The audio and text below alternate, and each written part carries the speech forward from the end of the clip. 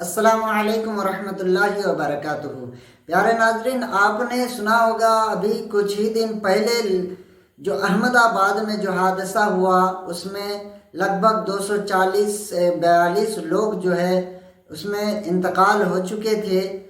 और उसके बाद अभी एक और हेलीकॉप्टर क्रॉस हुआ। उसके बाद अभी जो है आज बहुत ही भयानक और दिल दहला देने वाली खबर आज जो है आ रही है कि जद्दा से यानी सऊदी अरबिया के जद्दा से जो हाजी लोग रवाना होते हैं, वहाँ से जो प्लेन रवाना हुई थी लखनऊ के लिए, वो लखनऊ तो पहुँच गई, लेकिन लखनऊ पहुँचते ही उसमें भी आग लग गई और यहाँ पर भी 242 हाजी उसमें सवार थे। उसके बाद क्या हुआ आप इस वीडियो में पूरी अच्छी तरह से देखें। 142 यात्री थे एयर इंडिया के उस विमान में, और ठीक वैसा ही लखनऊ में जब एक फ़्लाइट लैंड होती है जो कि सऊदी के जेद्दा से आ रही थी, और वो जब लैंड होती है और लैंड होकर जब वो धीमी होने लगती है तो उसके पहियों में आग लग जाती है, और वो आग इतनी तेज हो जाती है कि उससे लपटें बाहर निकलने लगती हैं। और विमान चालक दल ये तुरंत सूचना देता है कि हमारे विमान में आग लग चुकी है, इसको बुझाने के वो प्रबंध किए जाएं। और वैसे ही एम्बुलेंसेज और वो गाड़ियां जो आग बुझाती हैं वो दौड़ने लग जाती हैं, अफरा तफरी मच जाती है एयरपोर्ट के ऊपर। और विमान का एक वीडियो सामने आता है जिसमें उसके टायर जल रहे होते हैं, टायरों में आग लगी हुई होती है। सबके दिमाग में सिर्फ एक ही चीज़ होती है कि अभी एयर इंडिया का बोइंग 787-8 प्लेन जो है वो नीचे गिरा है, और उसके बाद अब फिर से इतना बड़ा फिर से हादसा। और इस बार जो है जगह दूसरी थी, फ्लाइट का नाम, फ्लाइट ऑपरेट करने वाली कंपनी दूसरी थी, और देश दूसरी देश की फ्लाइट थी, और वो लखनऊ में थी।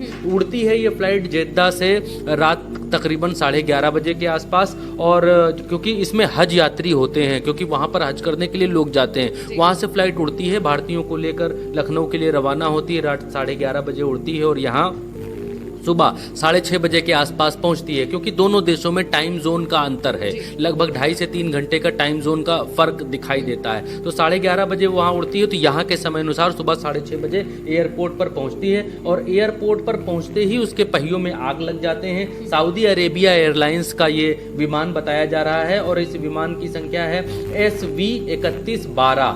ये जो है ये इसके पहियों से आग निकलने लगती है। और उसके बाद जब ज़्यादा और जानकारी ली गई तो इस विमान का क्या होगा, अब कैसे क्या होगा, क्या किया जाएगा, क्योंकि भारत में पहले से ही लोगों के भीतर बहुत खौफ है ऐसी विमान घटनाओं को लेकर।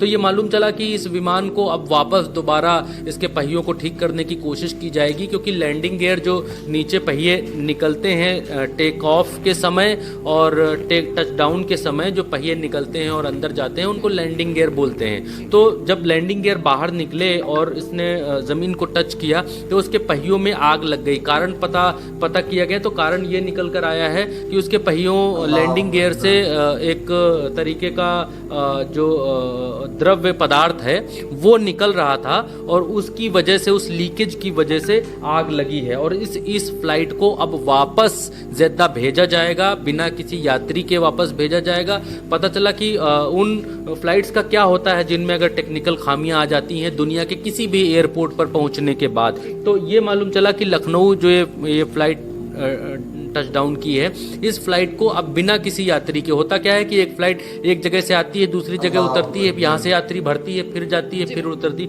लेकिन इस फ्लाइट में अब किसी को बिठाया नहीं जाएगा, बिना किसी यात्री के ये फ्लाइट वापस भेजी जाएगी। और ये हुआ है उस एहतियात के बाद जो अभी एयर इंडिया के साथ हादसा हुआ उसमें। दूसरी खबर, एक और बड़ी खबर आज आई 242 यात्रियों वाले विमान की इस खबर के बाद एक और खबर आई कि एयर इंडिया का एक विमान जो कि हांगकांग से दिल्ली के लिए उड़ान भरता है, और वो फिर से विमान होता है वही ड्रीम लाइनर बोइंग का 787-8 विमान, सेम विमान हांगकांग से दिल्ली के लिए उड़ान भरता है। और इस उड़ान के बीच उसमें कुछ टेक्निकल खामी आ जाती है, और लोगों को समझ में नहीं आता है, टेक्निकल स्टाफ को और प्लेन के स्टाफ को समझ में नहीं आता, क्रू को, कि इसमें ऐसा क्या हुआ है। जब बातचीत की जाती है एयर कंट्रोलर से तो ये निकल कर आता है कि इस विमान को वापस आप हांगकांग लाइए। तो इस विमान को फिर से एयर इंडिया की जो फ्लाइट है, फ्लाइट का नाम है। प्यारे नाजरीन, वीडियो को ज़्यादा से ज़्यादा शेयर लाजमी कर दें और हर इंसान, चाहे वो हिंदू हो चाहे मुसलमान हो, किसी भी धर्म के हो, मैं आपसे यही गुजारिश करूँगा कि मौत बरहक है और कब किसकी मौत कहाँ पर किस हालत में हो जाए ये किसी को मालूम नहीं। इसलिए अपना कर्म अपना अमल अच्छा रखो और ये दंगा फसाद आपस में करना बंद करो और ख़ास करके अपने घर में अपने फैमिली मेम्बर के साथ अच्छे अंदाज में पेश आया करें और उनके साथ खुश रहा करें।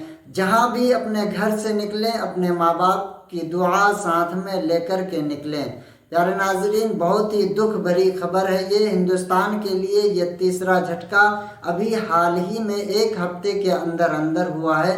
तो आप वीडियो को ज़्यादा से ज़्यादा शेयर करें। अस्सलामु अलैकुम व रहमतुल्लाह।